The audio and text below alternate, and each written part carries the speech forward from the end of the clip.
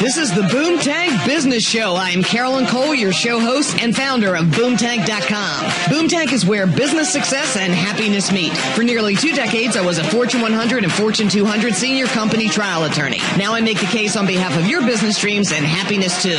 If you're looking for more business, personal, or professional success and happiness, this is your show. I can help you create all of that. You deserve to have it all, and you can. Let's go. Hey there, and welcome to episode 82 of the Boomtank Business Show. Thank you so much for listening. In the last episode, I announced I was launching 2 new live stream shows for the summer months. They are available on Facebook.com/The Boomtank, YouTube.com/user/The Boomtank, and of course, Boomtank.com. One of the shows was an 8-week show. It was a lot of fun and just completed last Thursday. That one was Is It Me or My Business Live? Now I am launching a third new live stream show for the summer months. This one's also for 8 weeks, which replaces the show that just finished running for 8 weeks. Are you with me? The one live stream show that is running the entire summer is Winning in Business Live. The next 4 episodes of the Boomtank Business Show podcast, this show, are sound extracts from 4 of those Winning in Business live streams. They are too good not to repurpose here on this show. My guest on this episode of the Boomtank Business Show is Judge Graham. You can find him on judgegraham.com, and that's Graham. It's spelled just like a graham cracker. Judge is an amazing guest. He has sold his own companies for hundreds of millions of dollars. No kidding. In this interview, Judge shares how to win in business and scale with speed. Judge is the king of both. And of course, we talk success and happiness. You ready? Good. Let's bring Judge onto the show. I think we are. We got through the countdown timer. Judge, welcome. Hello, everyone. If you are joining live, we're hoping this is working, and it is the Facebook business page for Boomtank, theboomtank.com. Here's the thing.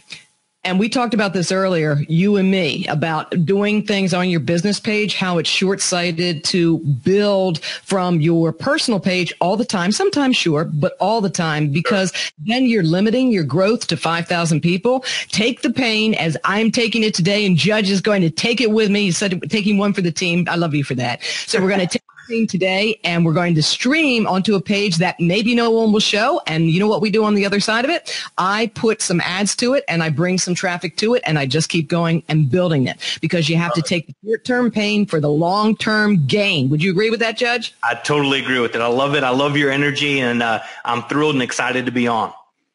Thrilled to have you. It's a complete honor. Thank you very much for joining us. For all of you watching, thank you. For those of you catching the replay, thank you very much. If you have comments throughout the live stream, please leave comments below. We will be watching those. Also comment if you're watching on a replay. We'll be sure to answer you. Judge, what is your website for everybody to find you? We'll just do it at the top of the show. What is your website? JudgeGraham.com. Nice and easy. And Graham like the cracker, Graham. So do you like Be Live TV? You like this format, Judge? Yeah, I think it's great. I mean, I did my first Facebook business live last week and realized you couldn't do it on the laptop. You needed to do it on the phone. So this is a great potential solution for that. So yeah, this is good. It is. And we talked earlier that I have a full service webinar service that I have Zoom. I use Zoom for my client calls, right?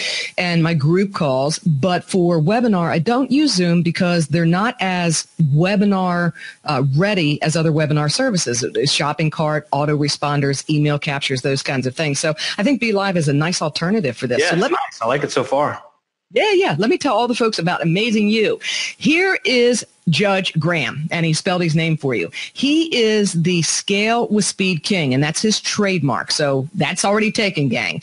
And he has sold his own companies for hundreds of millions of dollars.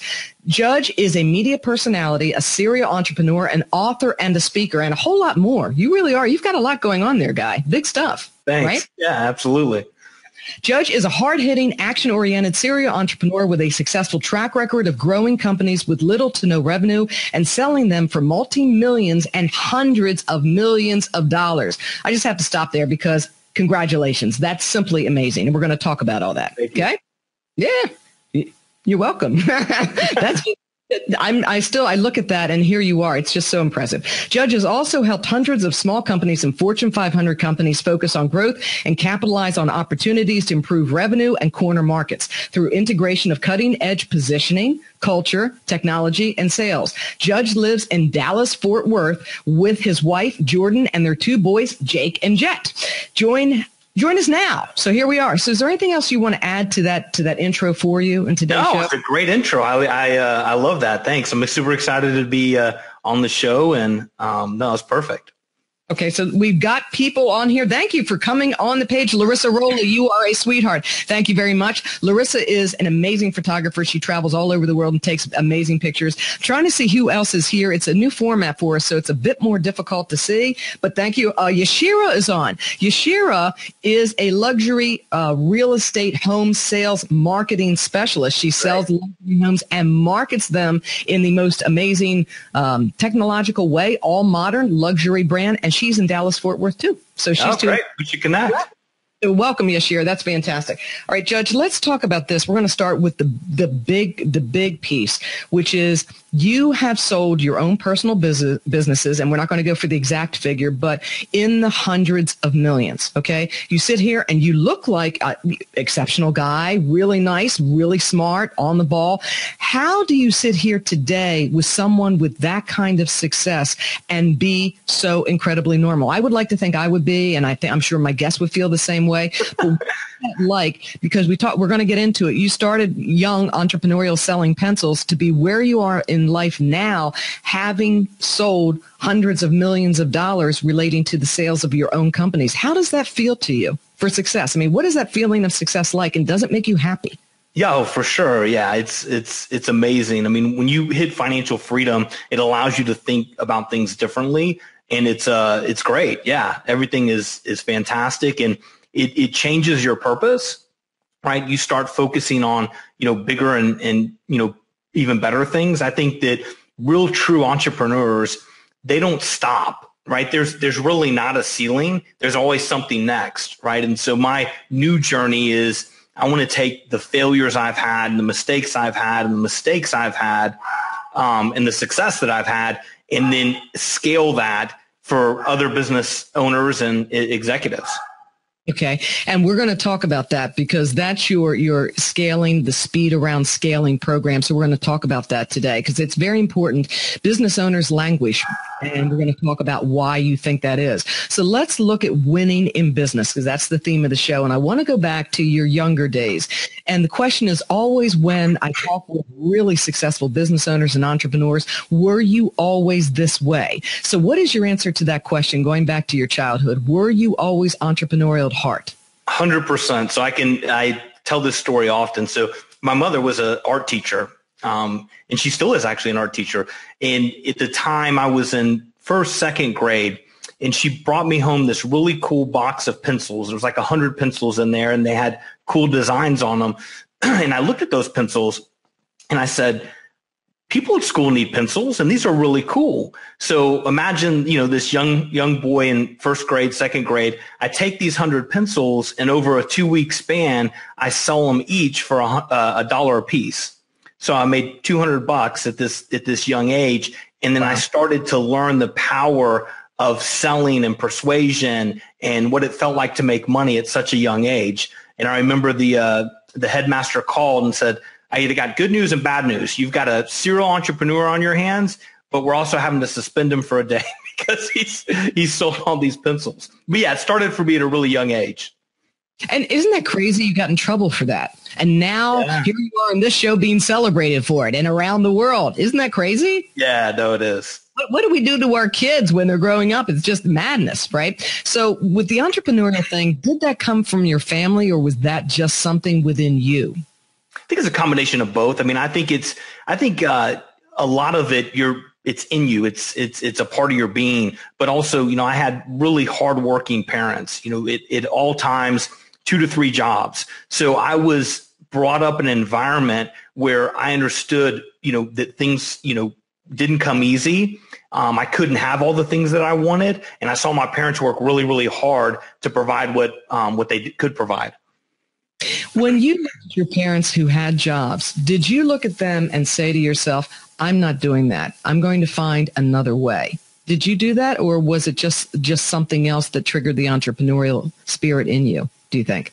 Yeah, no, I think because they were entrepreneurial. I mean, they had regular jobs, and then I would call kind of side hustle entrepreneurial jobs, whether selling real estate or mortgages or a T-shirt business or a prom decorating business. So I definitely picked up some of that entrepreneurial bug within my family, for sure.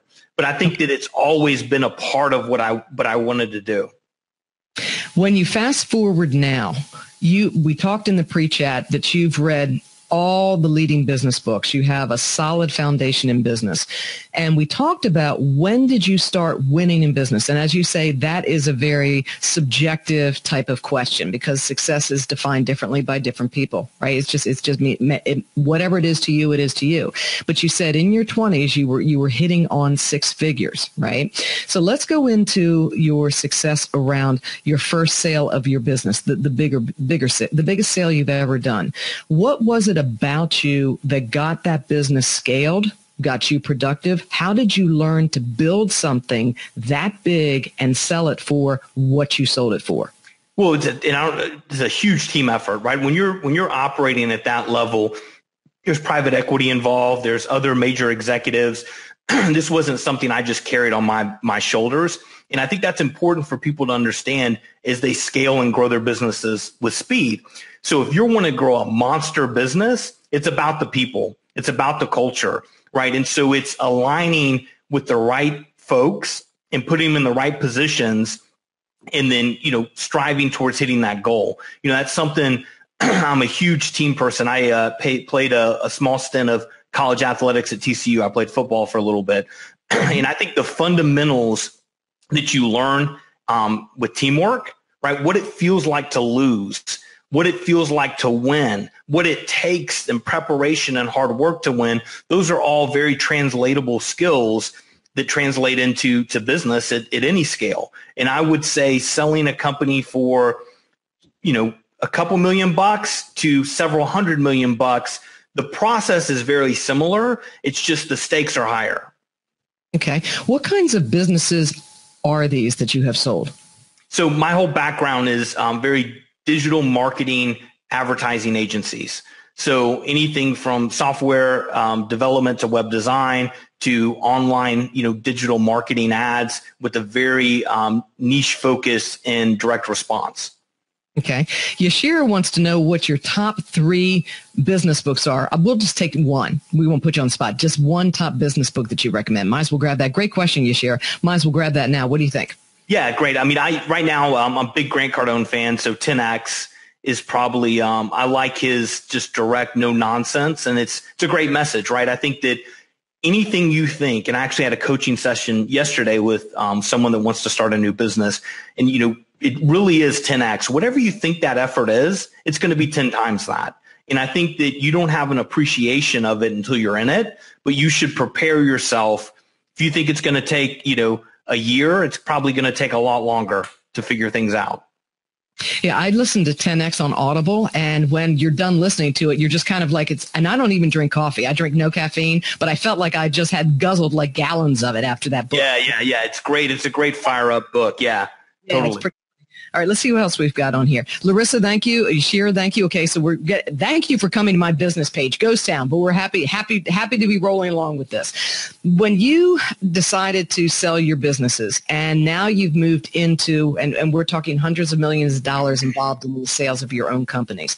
Now you're moving into, you're still based in companies. Now you're moving into an arena where you're helping business people. Tell us about that work and that shift for you.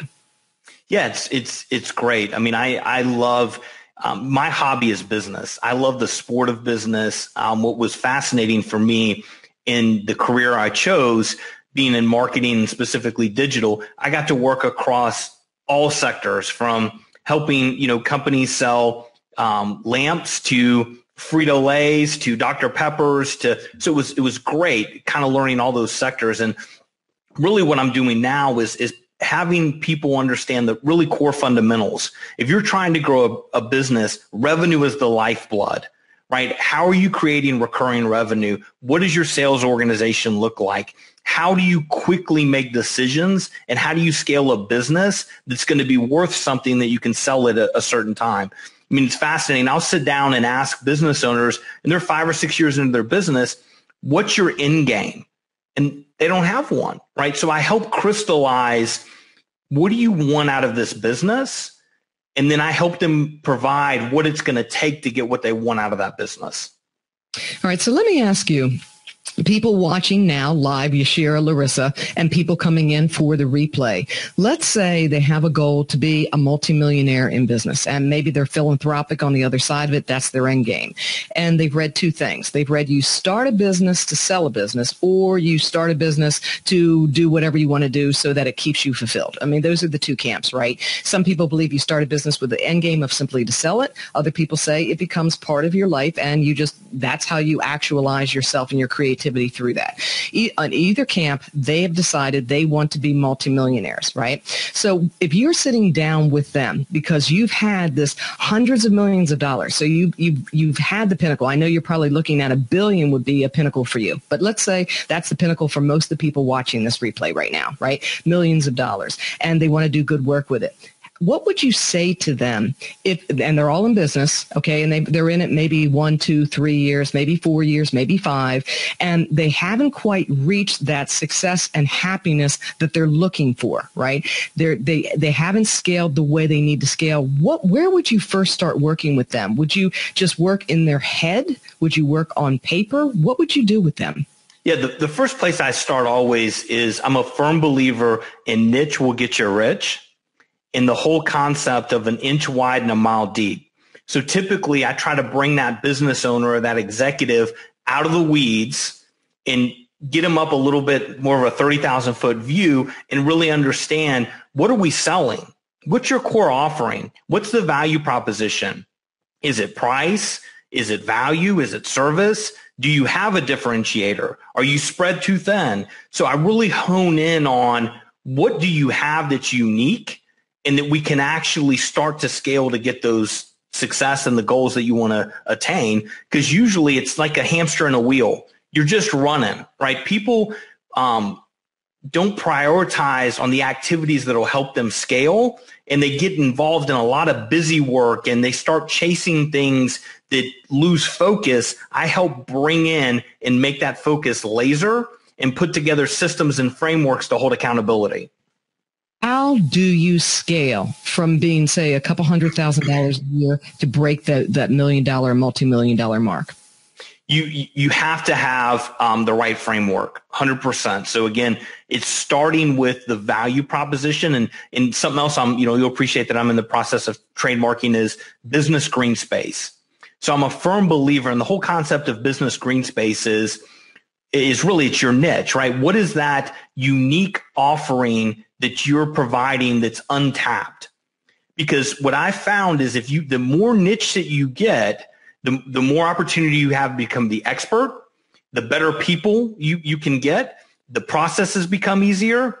And so I really focus in on, here is the niche, and does that niche scale? What kind of market is even there? Can you be a $100 million organization based on what you're offering now? So that's kind of the core fundamental work. And then once you figure that out, you just back into the plan. What effort is taken, to scale this? What kind of marketing dollars do we need to put against it?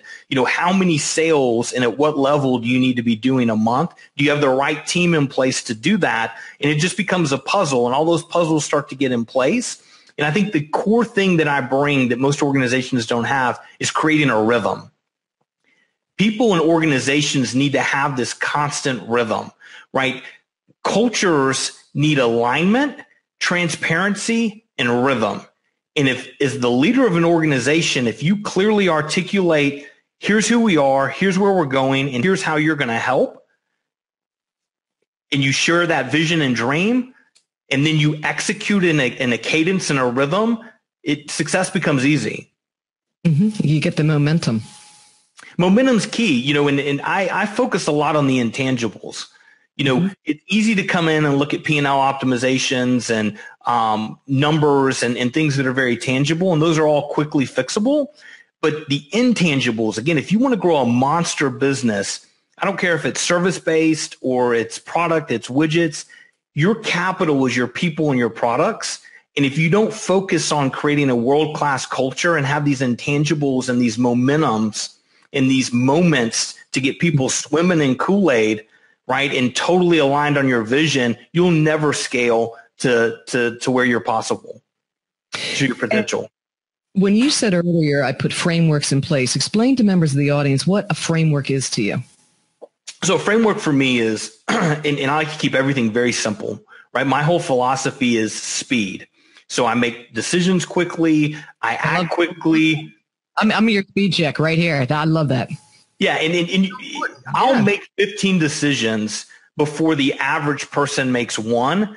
And even if 10 of them are wrong, I've course corrected and I've moved so much faster, right? I'm so believe in you need to be first to market. You've got to prove things out. You've got to change. You've got to be the innovator to get that attention. And so my frameworks, I call them a one-page attack and conquer plan. This isn't a business plan. It's not a vision board. It's not a goal. It's a very succinct plan that maps out, here's our target. Here are the goals and the things that we need to do to get there. Here are the clear owners. Here are the expectations. And here's the rhythm and cadence that we're going to do to get there. And here's the vision and the core values and the culture that we're going to implement in order to get us there. That's what a framework is for me. I love that.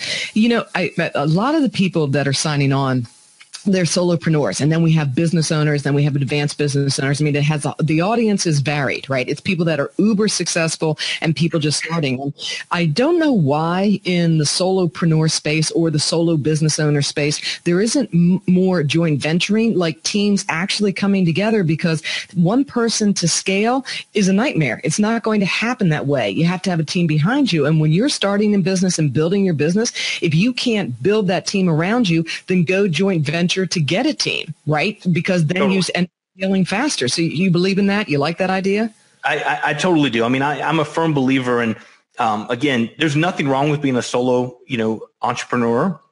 Mm-hmm. But if you are a business, you need a team. You need to scale. I mean, there's very few solopreneurs that reach, selling companies for hundreds of millions of dollars. It just doesn't happen. Judge, I have said, and I've said this for months and months and months, I believe, my personal belief is, my bias is, solo success is a myth. Period. It is myth. There is no such thing as solo success. Even if someone holds themselves out and said, I did it. No, you didn't. There was somebody helping you, because you are one human being. You are a limited resource. There is no way, brain-wise, stamina-wise, financially, you're going to pull it off by yourself. You're just not. Yeah. One thing, and I attribute this core, I believe this truly to my core. Part of my success, a huge majority of my success, is I surrounded myself with really great team members, really smart team members, and then I empowered them to be successful and got out of the way. I think that's also, as you start to see companies grow, mm-hmm. this ability not to trust your people and empower them hinders that growth. It's fascinating to watch companies. There's always tipping points. You either tip up or you tip down. And a lot of that is your culture and how you either empower or not empower your people to be successful. How did you find your team members? One of them, the DFW market, which is a great market, but at first, Dallas-Fort Worth. Dallas-Fort Worth. Yeah, for sure. So to me, I knew that if I wanted the best, especially what I was doing, I was selling people. We're in a service-based company. Mm-hmm. I knew to acquire the best people that I had to have competitive salaries. I had the best benefits. I had to offer, dogs in the office, yoga rooms, treadmill desk. To me, those are staples. Those are cost of entry things. But I knew that I had to create a world-class culture to attract people that they wanted to be a part of this, right? It felt different. It was this intangible. So I focused those first years on how do I create this world-class culture to retain and attain the best people. And that's where I spent my time. So you'd walk into our offices and we had 4 core values, and we had huge statues that embodied these core values, and we lived these core values. We hired our clients and fired our clients and our internal people around this, and everybody felt that they were a part of something because they were. And that becomes organic and gets out in the marketplace, and people want to be with success, and they want to be with something that has momentum. They do. People crave energy. They follow the energy. When you're watching a sports thing, when you're listening to music, it's energy and they crave it. And that, what you said there was platinum. It was amazing, right? That what you built and what you continue to build, because you realize that people are the engine that pushes you into that $100 mark. Yeah, that's beautiful. Let's talk about this. You focus on your programs and you help big companies, Fortune 500 companies, Fortune 100s, mid-sized companies, smaller companies, and you do your own thing as well. But you focus on, we talked about this earlier, productivity and profits, or profits, productivity. I should put profits first, probably. Tell me what you want the audience to know about profits and what you want them to know about productivity as far as you see it in them going to scale, say the $1 million plus mark. That's where they want to go, multi-millions. What do you have to say to them about profits and productivity? So for me, the results are in the work, right? So when you talk about productivity, again, a simple framework here: get your team aligned, clearly articulate your value proposition, map out the things you need to do in order to get there and be successful. And then it's all about dominating with massive action. It's all about productivity. Right. So I built these frameworks. Here's an example. I truly believe if you're not spending 75% of your day that day on the 6 to 8 things that'll get you closest to your revenue goal that month, you're not being effective. You're not being product, you don't have a high level of productivity. So that's what productivity is. It's identifying where you need to focus your time to generate revenue and then actually getting in and doing the work. For the businesses that want to hit that multi-million-dollar mark, $10 million mark, and that's what I want to do, I might as well pick it. And we talked about how you went from selling pencils as a youngster to being comfortable with hundreds of millions in valuation for your companies. And you said two things. You said, well, I just love business and I set big goals for myself. That's the key, is setting really big goals for myself. So for these people watching, for the audience watching, and they want to go to that multi-million dollar, $10 million market, who knows, even 50 million, 100 million, right? What do you tell them about what success is and how to get there? How do you do that? Yeah, you've got to get rid of the word "I can't" out of your head. It's psychological noise. We psych ourselves out so often, right? I can't look like that individual. I can't lose weight. I can't be successful. I can't ever live in a house like that. I can't ever drive a car like that. When you think that way, you've already solved it. You can't, right? You've got to say, I can. And you've got to focus on, if someone else did it, we're all the same, right? You believe the same. I believe the same. If someone has done it, you can do it. We all have the same, ability, and you've got to get in that mindset, right? But it starts here. You have to psychologically say, I can versus I can't. And then you got to put the productivity and the work together. And, I tell my clients two things. I say there's so much room at the top. And I say that because people down at the bottom levels are jockeying. Midway, they're still jockeying a bit, a little more comfortable. But then people stop or they retreat altogether because it's daunting to think about going further where there is no one, and nobody makes that leap there. And the other thing I say is that truly this is out there for the taking. And I ask them to fully embrace this, that this whole thing you create, this whole success journey, this whole grabbing the bigger piece to do your good work on the planet, it's there for the creating. It's literally there for the creation and taking. You can actually make it happen. Do you believe that? Is that what you tell your people? I totally believe it. And I also tell people it's okay to be scared. It's okay to fail. I love the innocence. Okay, because we're all doing it here and there. I mean, we all do it, right? I mean, that's just natural. It's just a given, right? Well, and I love the innocence of children. Well, I can use my son as an example. He's 8 years old, and he got up in front of, at a talent show, of 400 people in the audience and did a whole Bruno Mars dance and routine by himself. Well, that had courage, right, and confidence. And as adults, we start to lose that. We start to get nervous and we're scared of failure. We're scared of rejection. And I think success at your core, you have to put yourself out there. You have to be willing to be vulnerable, and you have to know, hey, it's okay to fail as long as it's not fatal, and I'll learn from it and I'll get better. And there's very few individuals that psychologically get past that. And I would say 80% of success is getting past that, and then it's about the work. Tell me about happiness for you. What was happiness, say, 10 years ago for you? What is happiness now in terms of your business success? How are you reconciling both so you're not working your life away with these massive projects you're taking on? Yeah, that's a conversation I have with my wife often. But I think success 10 years ago was, I always knew I had an end game. I wanted to sell a company, and I was able to do that a few times. And so that was my goal, and my outcome is I wanted to reach, and again, for everybody, financial freedom or success is really a personal thing, right? But I feel that, in those past 10 years, I've done that for myself. So I think that was the goal, right? And I think the goal now is much more deeper purpose that I truly want to help. I get excited. There's several people I'm mentoring now, and I'm seeing them, 3 and 4x their business in a matter of a few months by implementing some of these fundamentals and seeing that joy and heading towards that financial freedom. It's just awesome. It gives me my juice. It's great. I think what I'm hearing, and it's kind of interesting because people jump into the business owner dream, the entrepreneurial dream, all of that, but they end up creating a nightmare because they don't know how to break free. So it's a dream to begin, then it becomes this nightmare. And then if you're fortunate enough to find guidance like yours, you pull out of it. Now you can have the dream again. Tell us about productivity. We talked about speed. We've talked about the mind piece and the profits and generating that and setting your sights high. Tell us about productivity, where you see people falling down on productivity and what they can do to turn that around. Yeah, I think to me, again, it gets back to this rhythm. Once you've set those goals and the alignment, something I would encourage any companies that have a leadership team or have 20 plus people, you need to have your company is aligned every day. I used to run meetings, so I would at 8:58, that was the time. It was an odd time.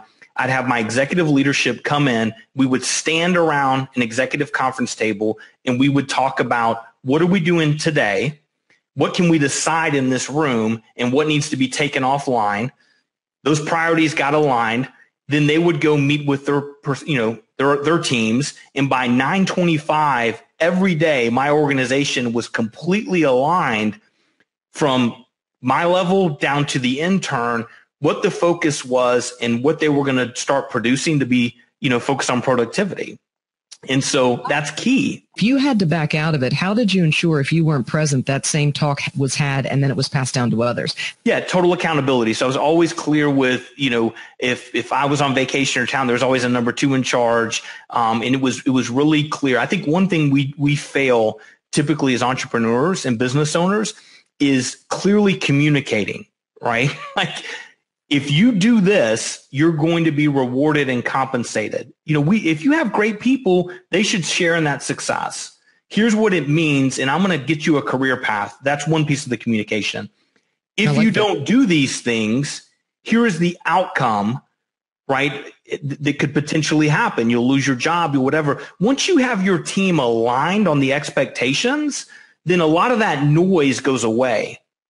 So when you have a company that's in rhythm, all of the, hey, do you have a minute, or the painful meetings and the unproductive things, they just go away. Because when you're aligned and you've clearly communicated expectations, there's nothing that has ambiguity. And when you operate with no gray, you just focus on success and outcomes.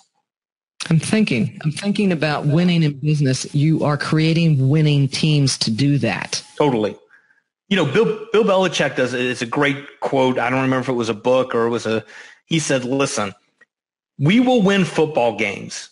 Even if I don't have the best players, if you guys just all line up and execute your position every play, we're going to win. Mm-hmm. And now if we have great players, we're going to win a Super Bowl, right? So business is not much different.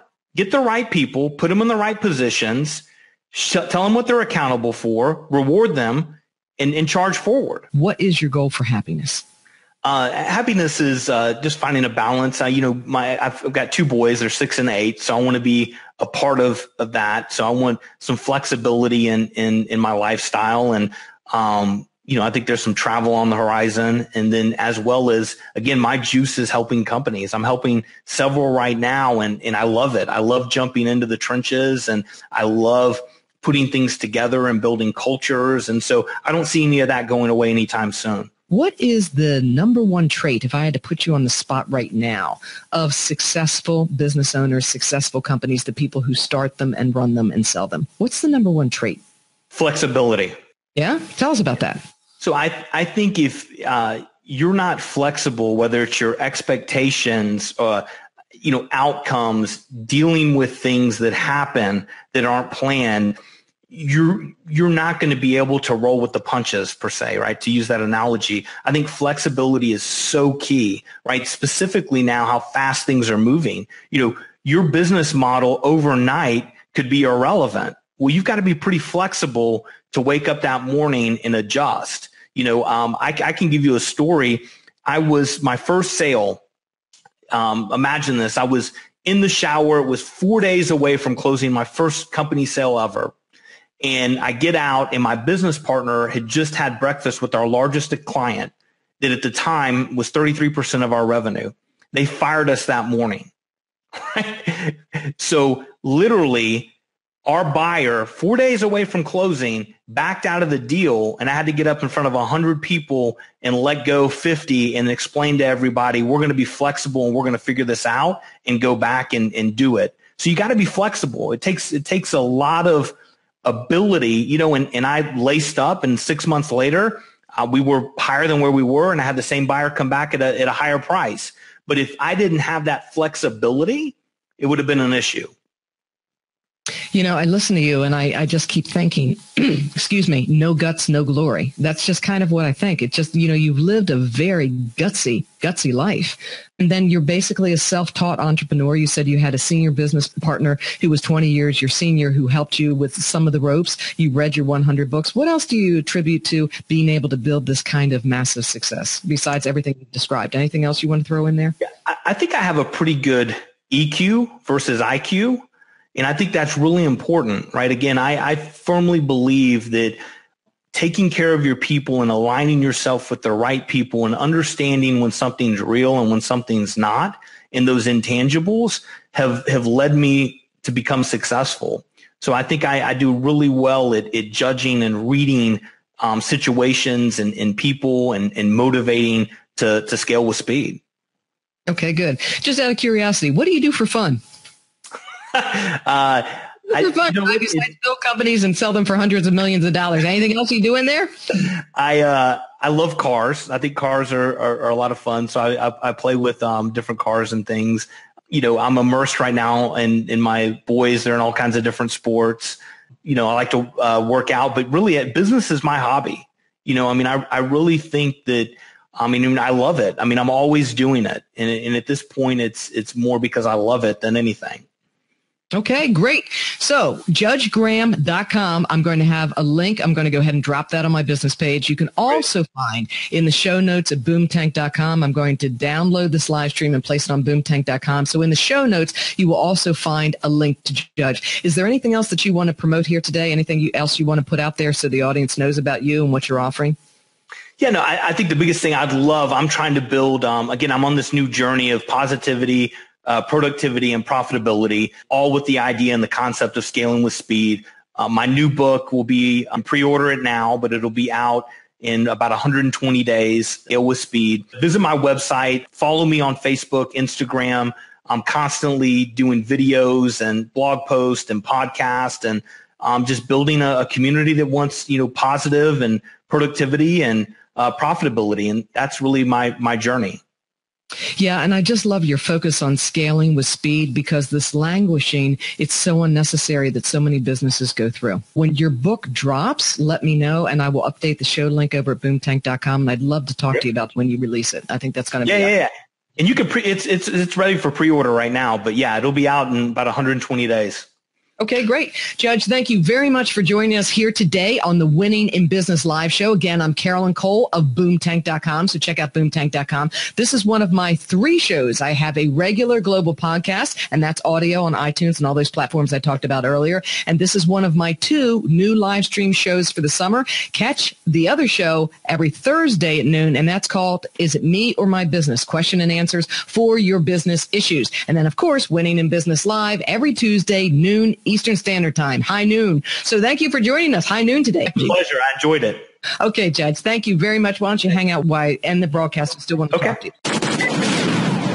What a terrific interview with Judge. Did you catch when he said so many times we psych ourselves out? Instead of saying I can't, we have to say I can and mean it, because you can. I also loved it when he said success at its core is putting yourself out there. Sound familiar?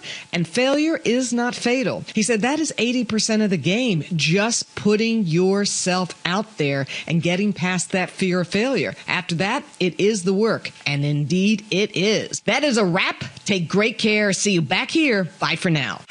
Thank you for tuning in to the Boomtank Business Show. I so appreciate you listening, and you know I do. If you like the show, please leave a 5-star rating and some nice comments on iTunes, or subscribe on the free podcast listening app Stitcher for Android users or Google Play. And tell a friend. Join Boomtank's email list at boomtank.com and download your free instant audio training. It's 2 audio downloads. The first one, 10 top life and business lessons from my expert guests, and the second, a super success meditation you are going to love. Be sure to check out my coaching and consulting tab on boomtank.com and the speaking tab to book me as your next professional speaker or featured guest. Catch my live streams on boomtank.com or on Boomtank's YouTube channel, youtube.com/user/the Boomtank. Now get out there and create your success and happiness. See you right here next time.